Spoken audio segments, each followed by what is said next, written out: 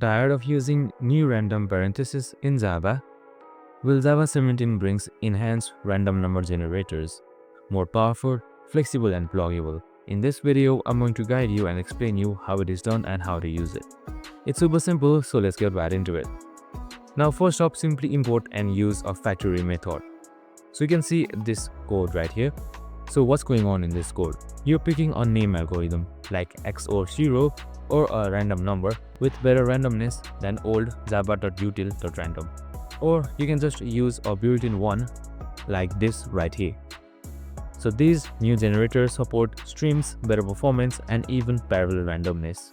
Use enhanced PRNGs for better control and safer randomness in modern Java apps. I hope this video helped.